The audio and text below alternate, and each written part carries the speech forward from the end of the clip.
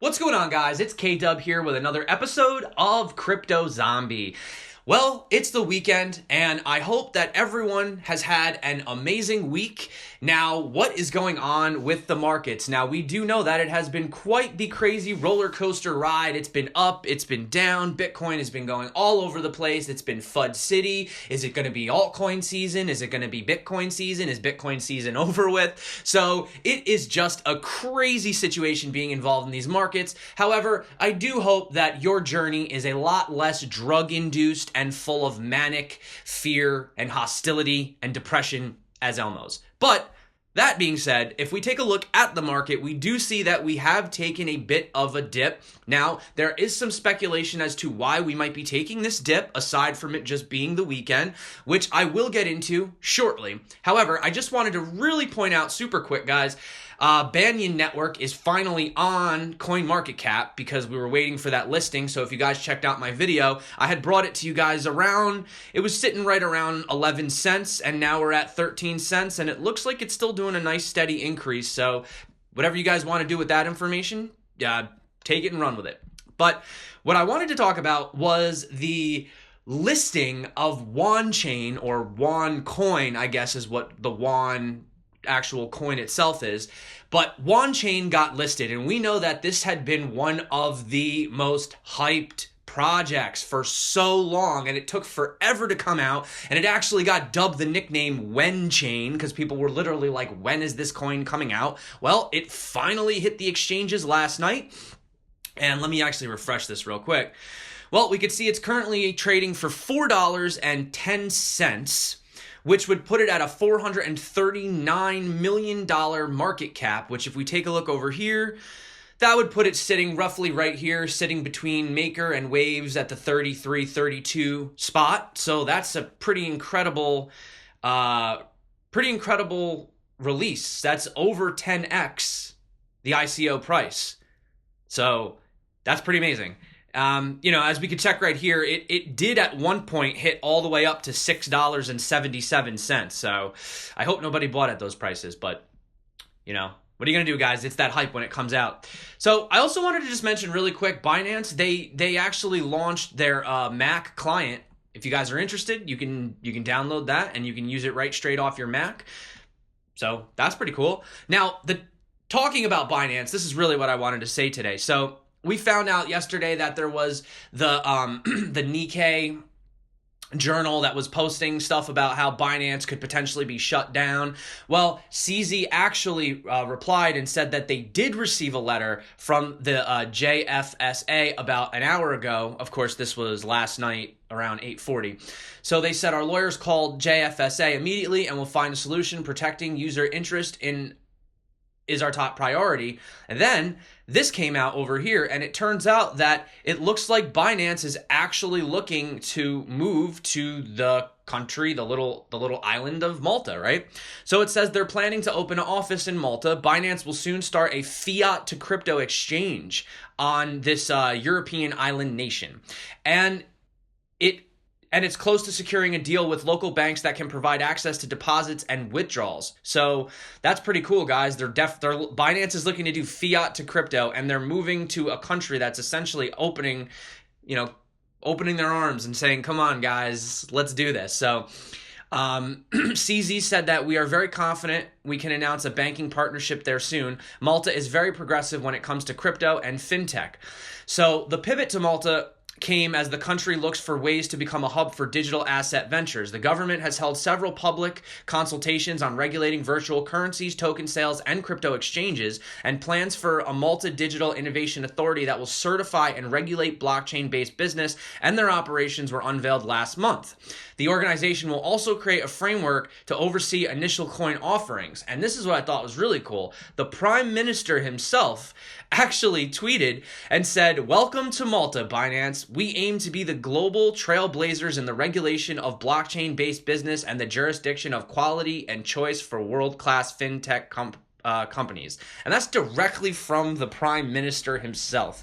So guys, that is looking like amazing news for Binance. Binance for the win. These guys are freaking awesome. So another thing too that I thought was really funny was somebody showed me how there's these people that now are, people are like, oh, YouTubers are shilling coin or shilling, projects, whatever. Well, it looks like people are actually getting paid up to 50 cents per Reddit post to shill coins for companies.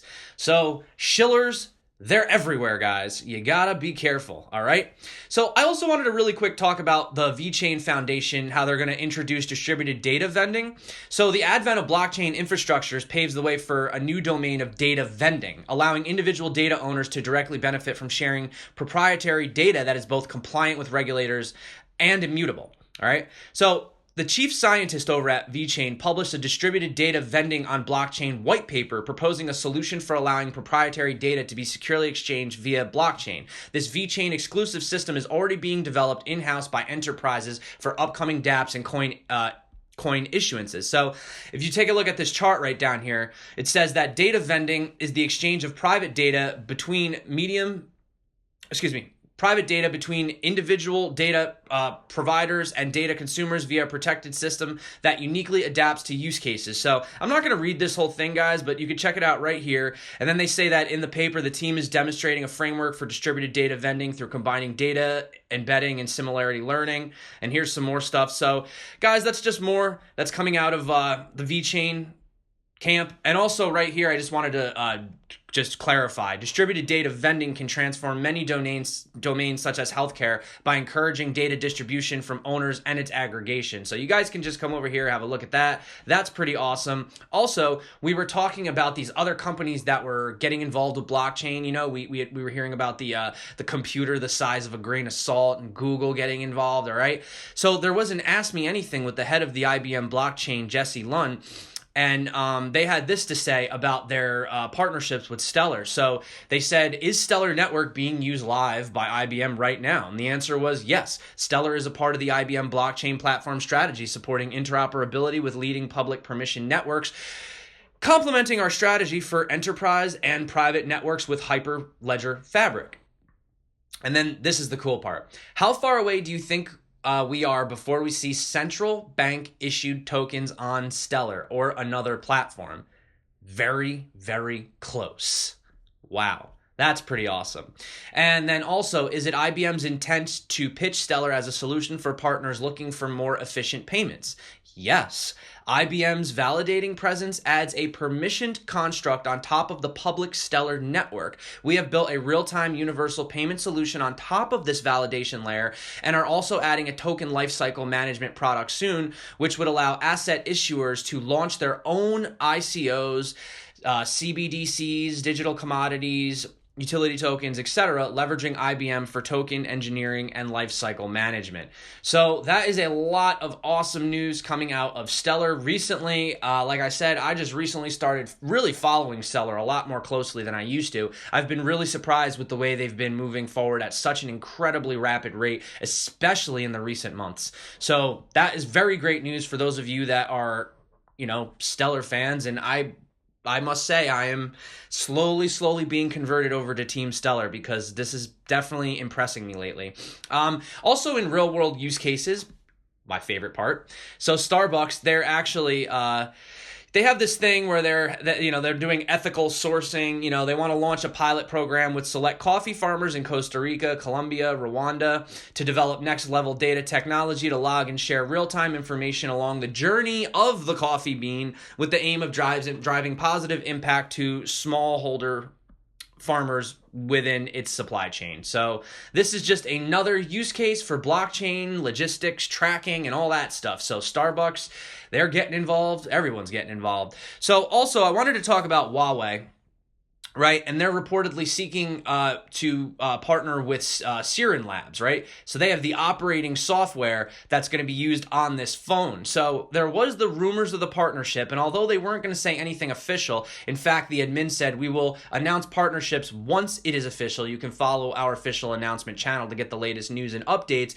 It's basically being accepted that they're pretty much going to link up. And then if you come over and check out this article, you could see that Emergo will work on the SIRIN Labs smartphone specifically designed to access the Cardano ecosystem. Yeah, Cardano, guys. So SIRIN Lab Meet Cardano. That's freaking awesome. They say we are incredibly excited to be able to work with them on implementing the Cardano protocol into SIRIN OS on our upcoming Fini family of devices. And if you guys remember in my video, Fini is the company currently right now that is utilizing the SIRIN OS software for their encryption on their phones and all that.